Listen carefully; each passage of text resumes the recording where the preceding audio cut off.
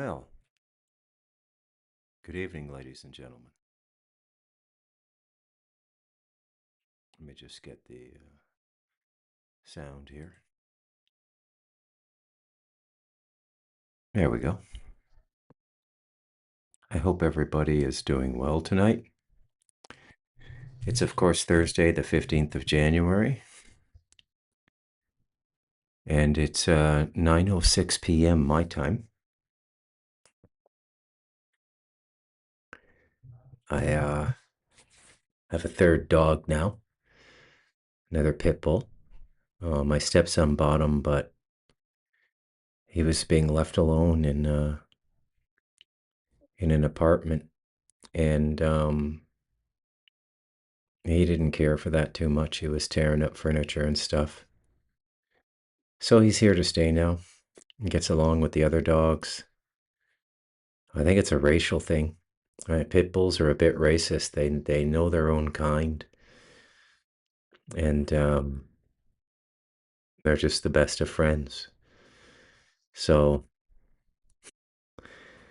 I got a little wolf pack up here now. My son says he's going to train this dog to go into the jungle. I, I'm okay with that, I guess, if he really wants to do it, but it is a bit dangerous for the dog.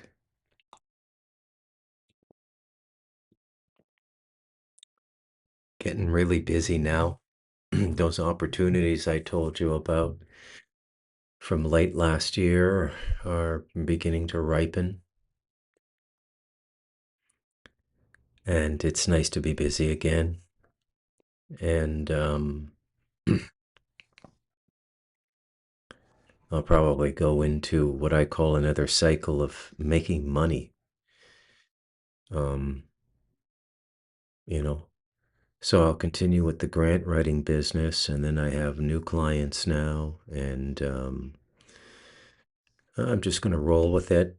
I'm going to need the money to set myself up properly for a full retirement. I have a feeling I'm going to live to close to 90, which is the custom in my family, or longer, which is an incredible amount of resource to prepare for. My son arrived. My stepson is here. His partner. And so it's a full house again, but my stepson and his partner, Nicole, are leaving tomorrow morning, going back to the city. So there you go. Most of the time, I'm up here alone, just Rosemary and I. You know, everything here is 7/24 or 24/7, as the saying goes. You gotta like the things you have around you. You gotta like your wife. You gotta like your pets. You gotta like everything. Fortunately for me, I love everything around me. Got a little heated yesterday's podcast. Not the usual booted attachment you're accustomed to with Bruce, but I suppose I should be thankful because they're showing themselves now. I mean, it is amazing how quickly everything is turning around. How quickly all that shit Biden and Harris put us through. And make no mistake about it, this has been a deliberate attempt to collapse the United States. That may very well still be in the cards. The United States may be preserved to ensure the future of Israel. Now, what these Zionists have, what these Chabadniks have, I don't know. I'm well certain that the people aligned with them are not aligned for higher good reasons. There's a wild card here. And that wild card is that this is all part of a larger plan. which might be too sensitive to talk about on a podcast. But mark my words, that temple is going to be built, and it will be built before 2027 or the end of 2027. There are astrological markers that have to be met, you know, radiuses of the sun, if you will, if you want to go back to Jordan Maxwell's work. And they're going to hit their marks. And everything is in a state of confusion and distraction now.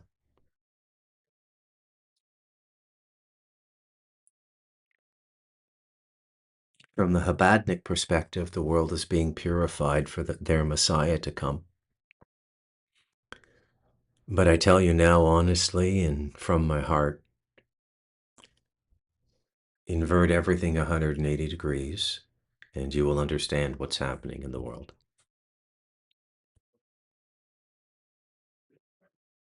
Whatever this Messiah is, it could be AI, it could be a human being, it could be an entity, it could be the return of the Anunnaki.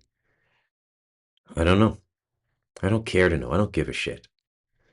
Who cares? Deal with it when it's here.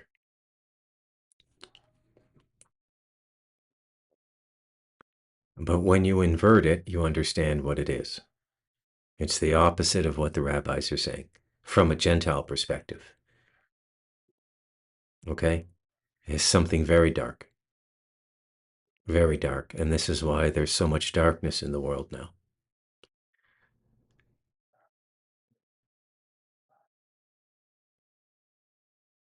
And this has been building for 80 years, 81 years now, since World War II.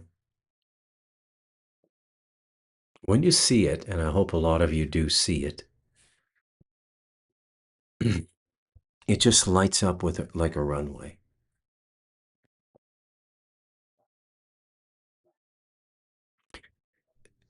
Things of an esoteric nature. And perhaps I should take a moment to define esoteric. Everybody uses the word or has heard the word and not questions its definition, but very few people know what it really means. Most people have a half-assed understanding of what the word esoteric means. It means knowledge by initiation only, meaning that if you're not told, you won't know. Now, if you have sufficient clarity and you have the Holy Spirit, which is the essence of the Creator moving through all the dimensions, warming the heart, you can figure these things out if you want to. Most times I don't. For some reason, I just don't find myself possessed by these mental vanities. They seem to me the province of fortune tellers and psychics and stupid people like that, who I pretty much loathe or detest.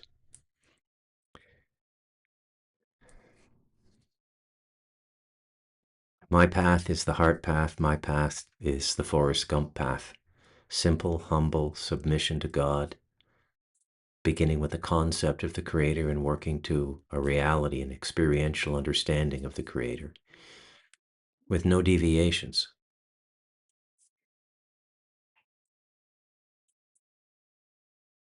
Vacations. I sometimes take vacations, but I don't take deviations.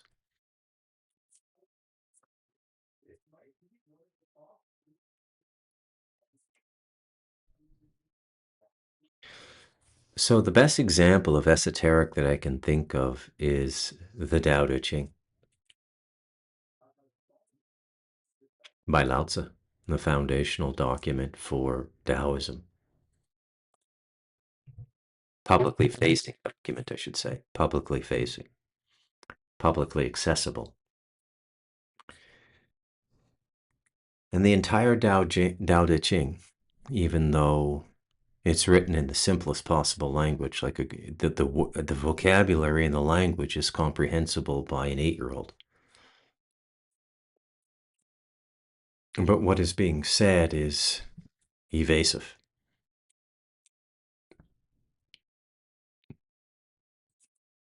But the entire motif of the Tao Te Ching is to bring about a realization through the contemplation of the work.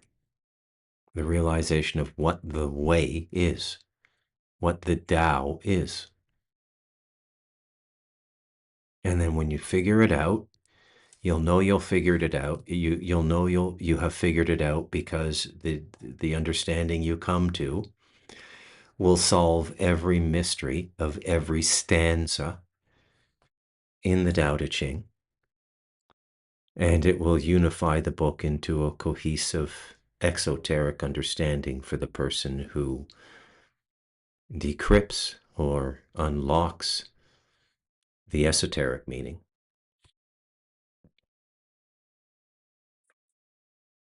And that is a little bit of what's going on in the world now. And if you learn to read it, you figure out quite quickly that we're at an organizational and governmental level, we're on a very dark path.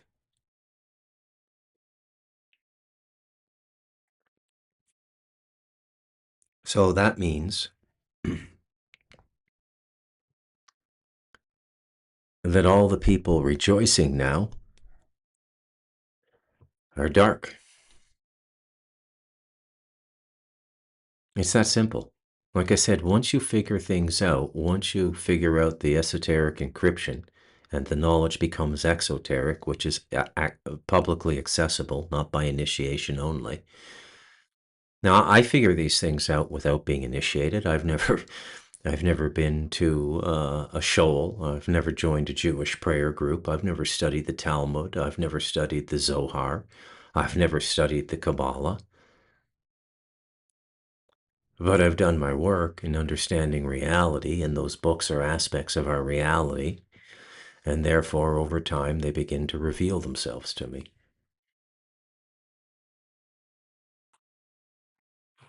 I wonder sometimes if this is not all part of the bigger plan. And seriously, I wonder if this is not the commission of our Hebrew brothers and sisters. I wonder if they're not the kill switch on certain eras or cycles, or let's say genome resets, right?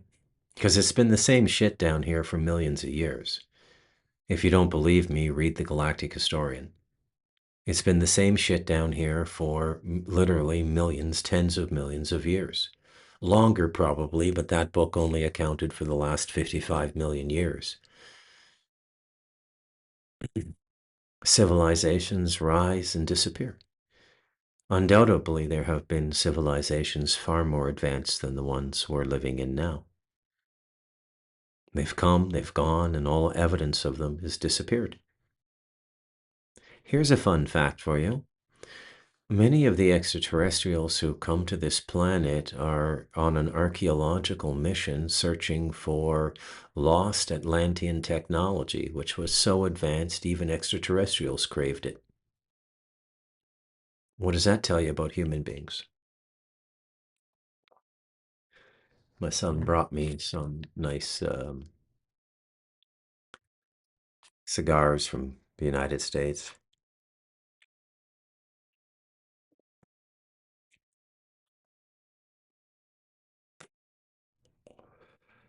Now,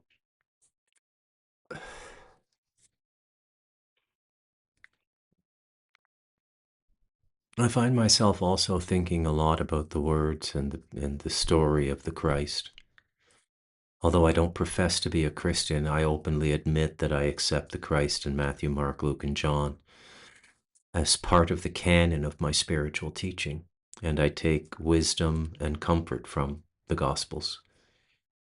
But again, I do not believe in salvation doctrine. I believe you have to save yourself. I could be wrong. Like, there's no guarantee I'm right about any of these things. I'm talking about my life and my path.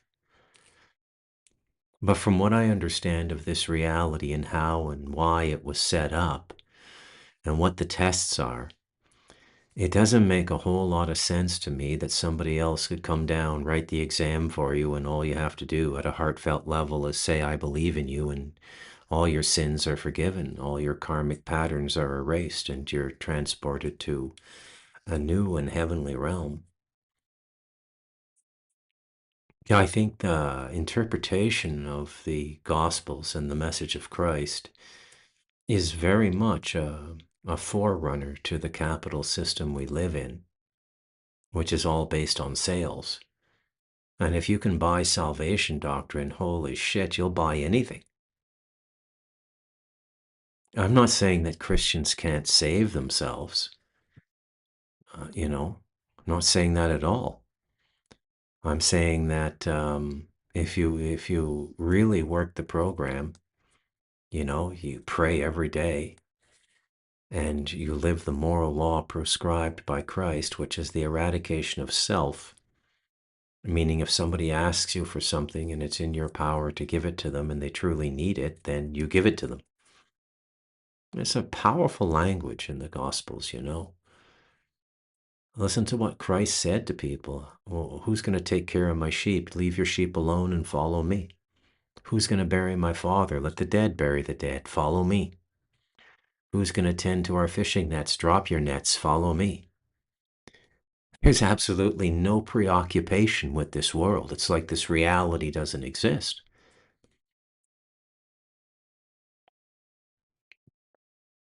Do you know anybody who lives that way, professing to be a Christian? I would say that the Vedic yogis in the Himalaya mountains live that way. They substitute Shiva for Christ, and it's a total commitment. They forage for food. They don't worry. They live in a loincloth. They find a cave. What's a Christian? Institutionalized Christianity has become one of the ugliest things on the planet. And you can tell that this whole thing now is just part of some giant psyop. I mean, when you get completely ignorant doofuses like Russell Brand converting to Christianity and in front of stadiums, dropping to his knees and praising Christ to a big applause, you can be fairly well sure something's gone wrong. Because it doesn't work that way. It just doesn't.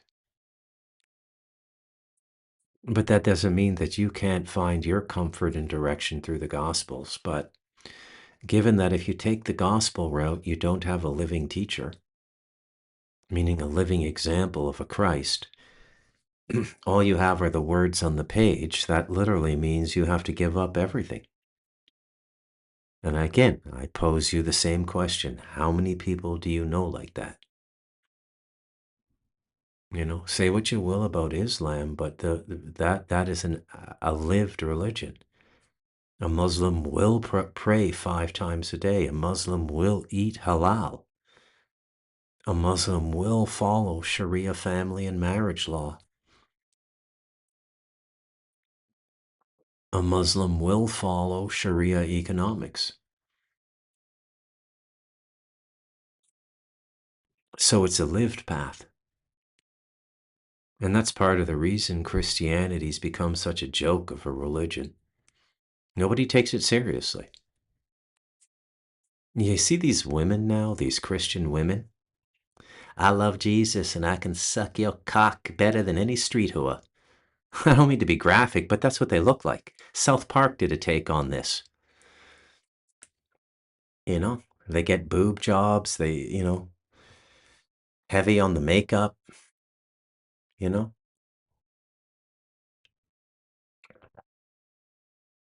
Erica Kirk walking out on stage like she's a diva ready to sell out ready to sing to a sold out auditorium in Vegas.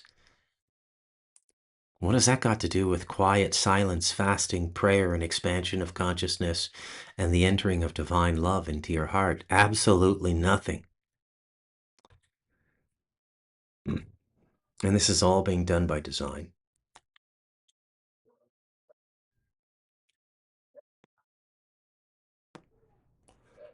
It's very easy to manipulate religious people like Christians if you have any insight into the inner worlds.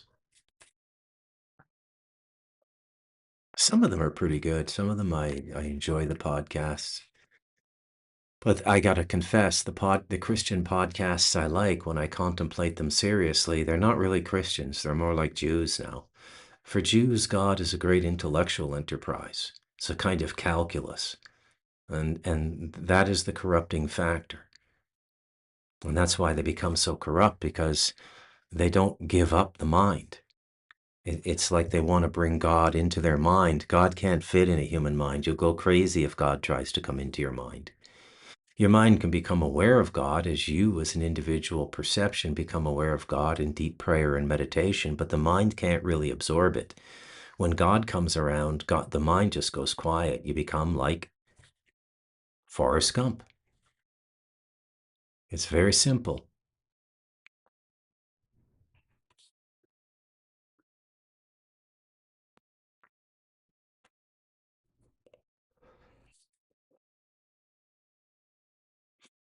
So everything is set now, at least in the Western world,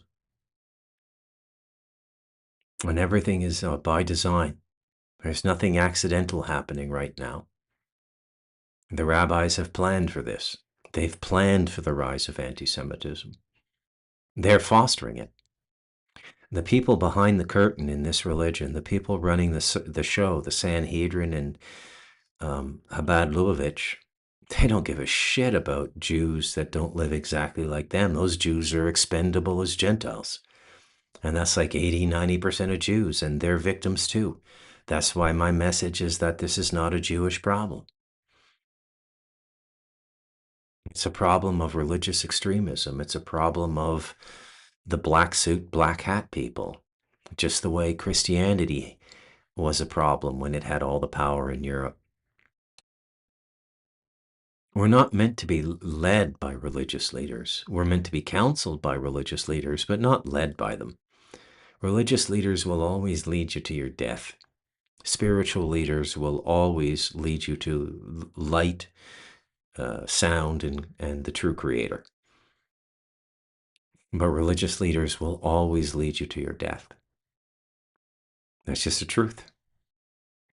I just explained Waco to you too. Not that those were bad people, but if you truly loved people, why would you set them up that way to be attacked?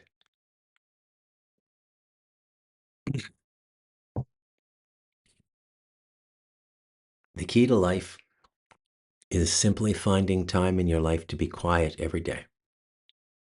Turn off the computer, to sit quietly, to not listen to any music, to just sit and do nothing, which is meditation. Sit and do nothing, okay? Because there's nothing to discover when you're looking for God. All you're trying to do is remember something that's buried deep inside you that you knew when you were 4.5, 5 years old. Then it started to disappear around 6 or 7 years old because you've had enough time in this world and you've begun to understand and accept the rules and realities of this world. So the original divine presence and the angelic presence around children leaves so that you can begin on your adult life. But if you can remember that far back to 4 or 5 years old, believe it or not, you, as well as me, probably understood God better at that age than you do at the age you're at now. And why? Because God's a lot like Forrest Gump. It's not complicated.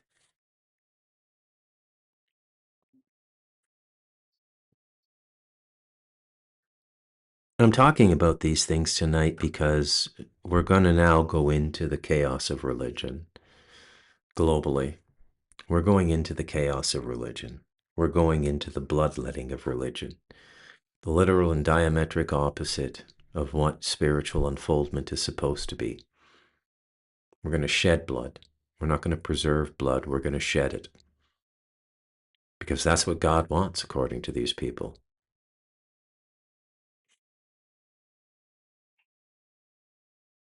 The idea of a chosen people is the biggest scam ever perpetrated on the human race.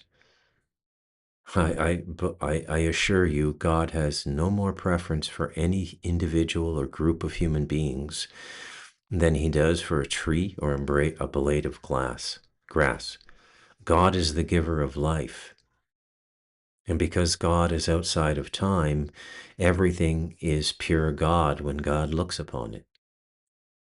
And that blade of grass, or the life force behind a blade of grass, will eventually migrate through all the creational forms on a physical 3D reality until they arrive at the sentient form. On this planet, it's presently the human, hasn't always been a human.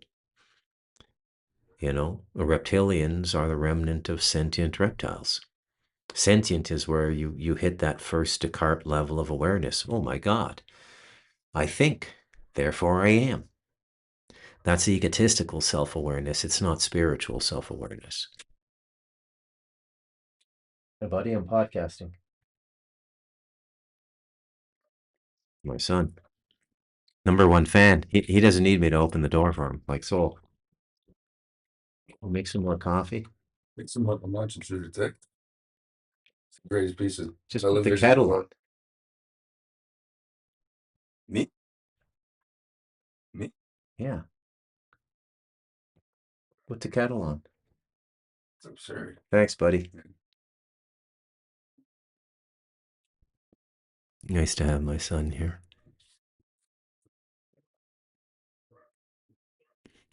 Now, I wonder a lot about what my job as a podcaster is. I don't want to become a podcaster that's just shitting on people and criticizing things all the time.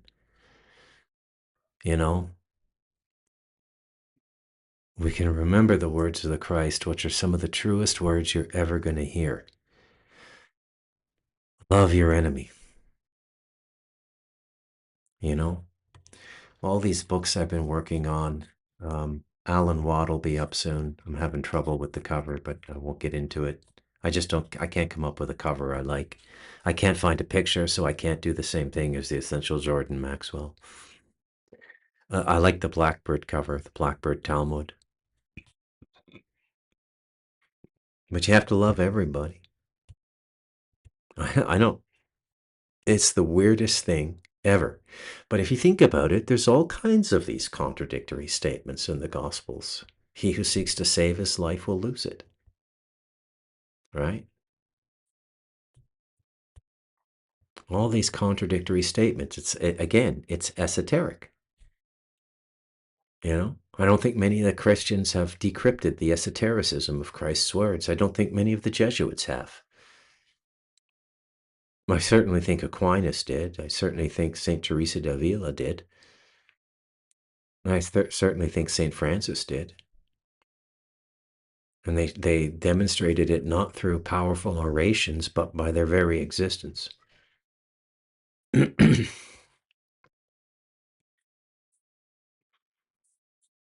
So as we go through these trials, and believe me when I tell you they're starting now in 2026, as we go through these trials, do not let anger, bitterness, or rage get the better of you. You know? And this happens to so many people who get onto this topic. And it's basically the individual digesting and incorporating and balancing out the intense negativity they're becoming aware of. Believe me, I get it. I can remember 2010 when I was going through this stuff Candace Owens is going through. I can remember. I mean, you just get into a seething rage. How could anything be this dark? How could a group of people think tell the world they're on a God-given divine mission when that mission is to exterminate people not like them?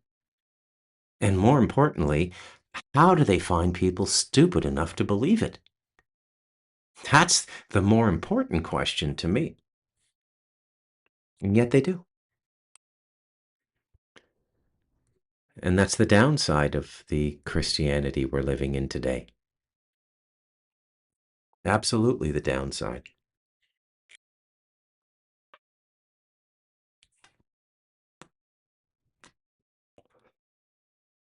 Now, one of the reasons you can't get angry, you can't get hateful, you can't get spiteful is you come to the realization of integrated consequence. So the consequence is integrated right into the incarnation. So if you're born into a belligerent Scottish Catholic family, as I was, you're supposed to take on the Scottish Catholic belligerence. An example of that, by the way, more specifically, colonial Scottish Catholic belligerence. And a very good example of that would be Mel Gibson. Okay, just think of all the movies he's directed, and all the what is the common theme in all of his movies? Extreme trial, suffering, and physical pain. It's like the 3 days leading up to the crucifixion, whether it be Apocalypto, whether it be Payback, whether it be Lethal Weapon, whatever it is. And that's that Catholic consciousness that he's unconsciously expressing.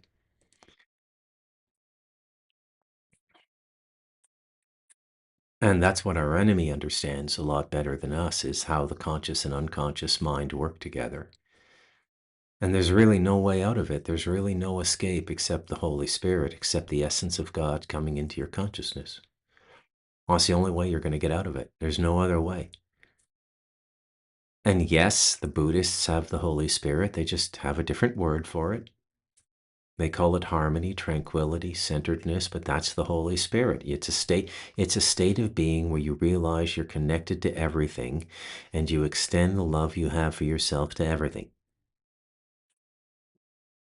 There's the esoteric made simple for you. Decrypted.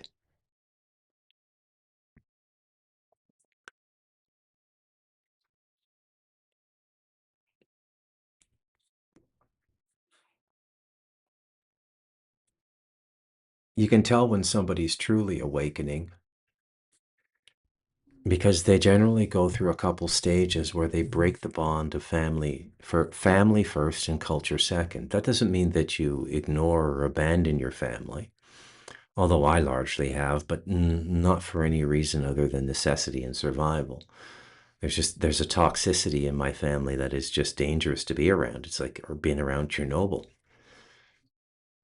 But I still talk to my mother from time to time. But what the principle means is that the lessons learned from your family are transcended. You have a higher teacher now.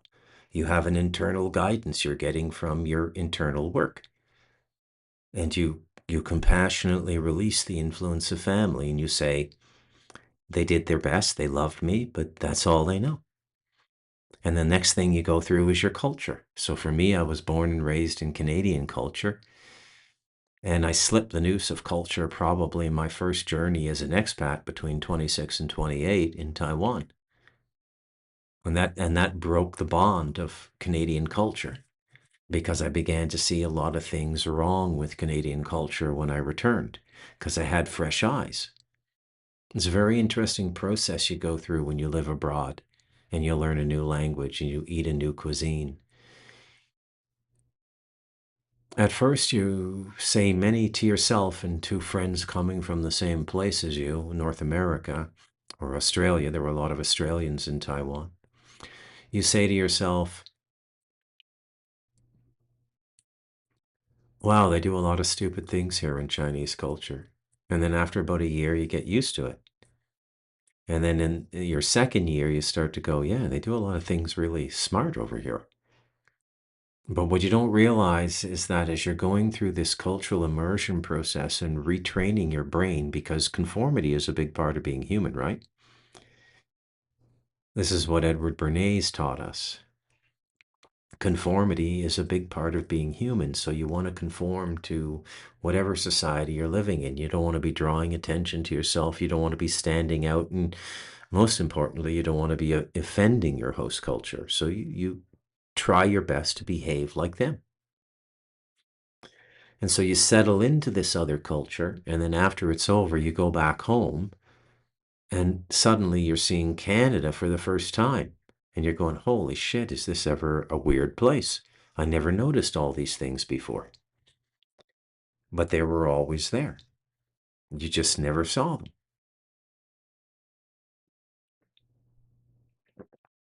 So the advancement of consciousness passes through the two hurdles or the two passages of family and culture. And you know when you're dealing with, and you know when you're talking with someone of clean perception and higher consciousness when their observations transcend their culture and their family.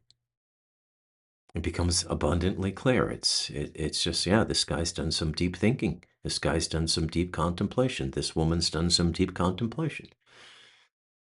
And this is a different process than arriving at an unorthodox conclusion about something through scientific process testing and experimentation, whether it be sociological, anthropological, or what have you. The social sciences.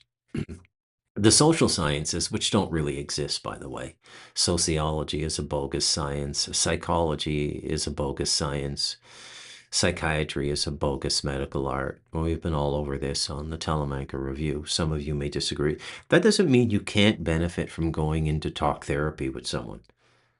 Okay? If you have a huge problem and you can't get over it, and you go and you talk to somebody once a week for 6 months, and you get over it, you're going, what is that Bruce talking about? Therapy worked really well for me. Yeah, it can work, but it's just basically you healed yourself. Okay? And the therapeutic profession hinges upon listening well and not contradicting you. And so you can grow through therapy. I'm not saying therapy is bad, specifically talk therapy. When you start combining it with heavy pharmaceuticals, though, it goes off the rails right away. So the social sciences in universities were created for social engineering. There's no other reason. The mother of social sciences is communism. It's Karl Marx. We have scientific proof that people survive, live better, and are happier when they submit to collectivism. It's scientific, right? And the scientific dogmatists are the most violent on the planet. They're more violent than religious dogmatists. Isn't that interesting?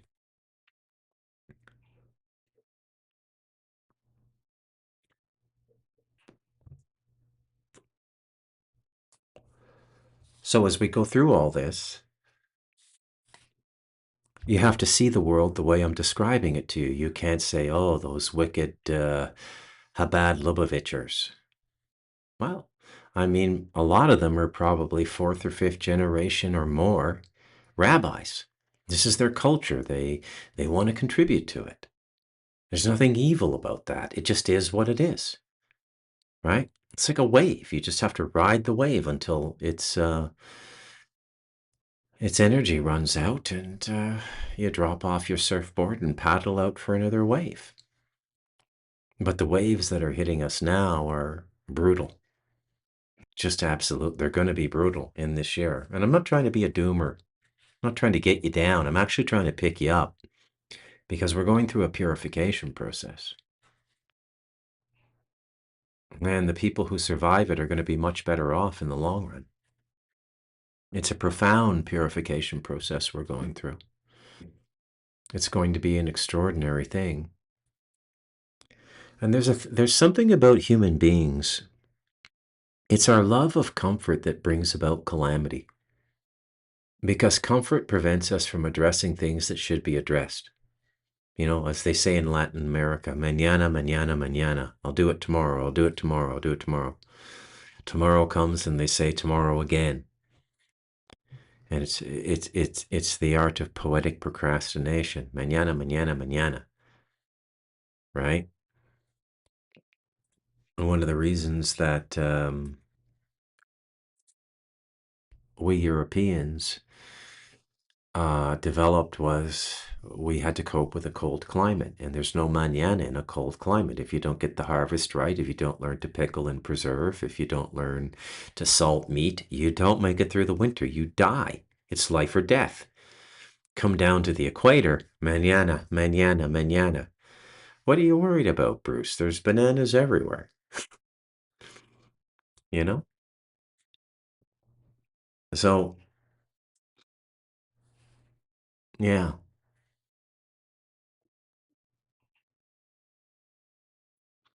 In many ways, I've come to believe that the passage of the temple has to be undertaken by the world. That we have to finish this cycle because it's the only thing that's going to stop this madness.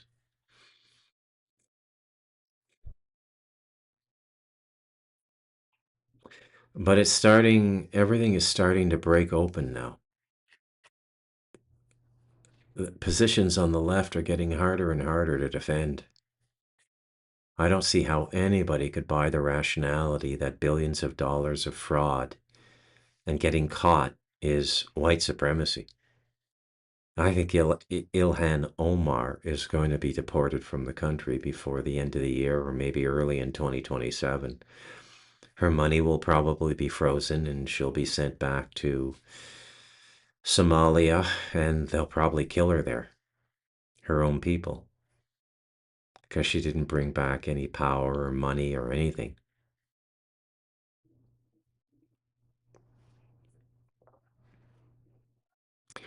It's also a lesson on how arrogance can become a part of any person's character. It's not strictly a white person's thing. Stiff upper lip, like the British commanders who ordered the troops to shoot on unarmed Sikh protesters in, um, the time of Gandhi, killing 1,500 unarmed people, men, women, and children, because they wouldn't disperse. I actually visited that site when I was in India with my son, and all the bullet holes or the bullet chips are still in all the bricks. They haven't patched anything up. They've kept it as a memorial.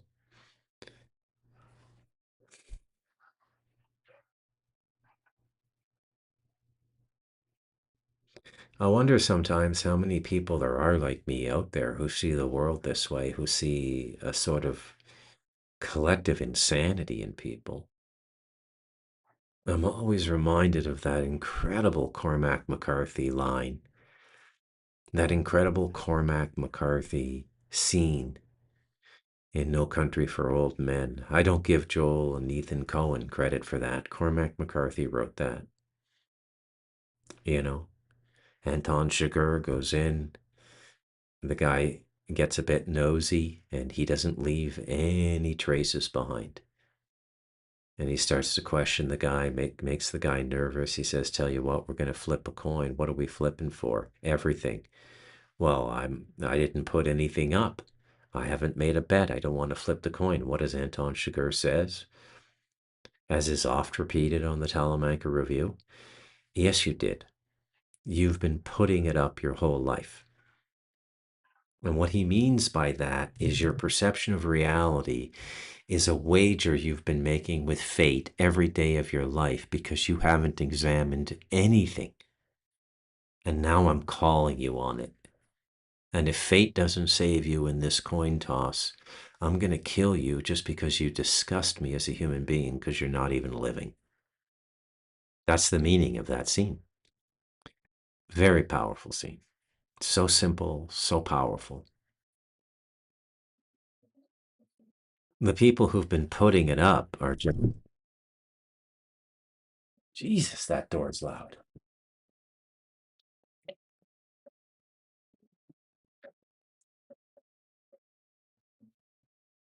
Just got my coffee thermos refilled. So there's a lot of people putting it up now. You look at some of these Antifa people. Oh boy.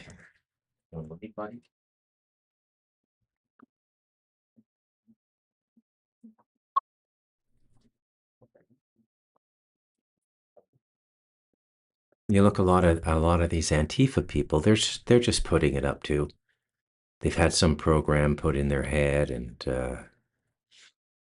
it's like every political system that's existed since the fall of monarchies and the fall of the Vatican is fighting now. Capitalism, communism, democratic socialism, fascism, hardline communist dictatorship like North Korea, hardline theocratic dictatorship like Iran, and it is a theocratic dictatorship, don't kid yourself.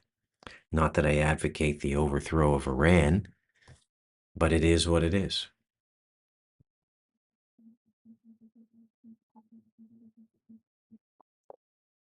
And so everybody who can't figure out what's going on, who can't perceive it, who can't decode the esoteric riddle of our time, is in some way, shape, or form going to meet their end putting it up, playing a part, faking they have an understanding of reality. And it's not easy to do. It's not hard to do. It's the norm, not the exception now. And that's why there's so many roles. I'm a registered nurse. I work in an operating room. I'm a doctor. I'm a police officer. I'm a writer. There's all these roles. And most people don't even know what they're doing in those roles. They're not really healing. They're just going from memory and, oh yeah, this is what the textbook said to do on this operation, so I'm going to do it. Or the first time you do the operation, you have a senior surgeon there making sure you don't make any mistakes.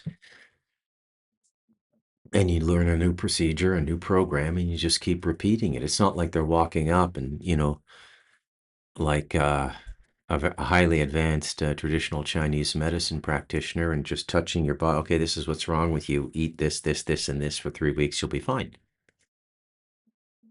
You know, I had a friend in Toronto. She was a neighbor and she had excruciating headaches.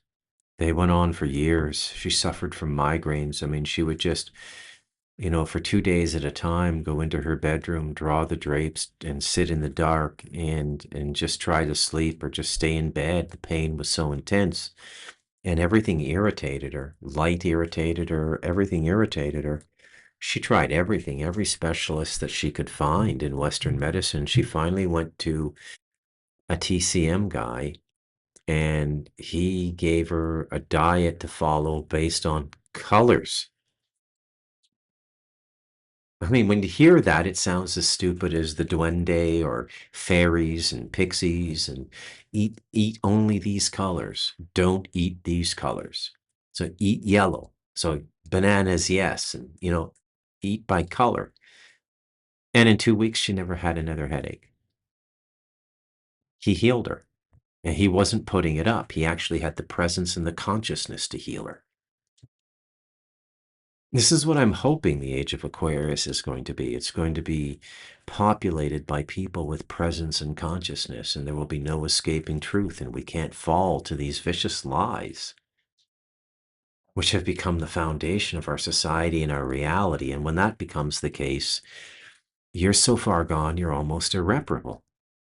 You almost can't be saved.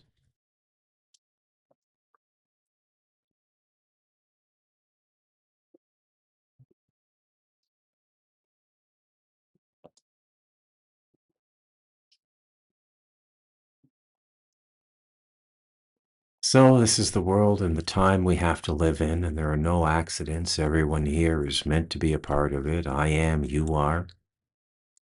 It's just the way it is. There's no other world but this one right now while we're in this body, so we have to deal with it.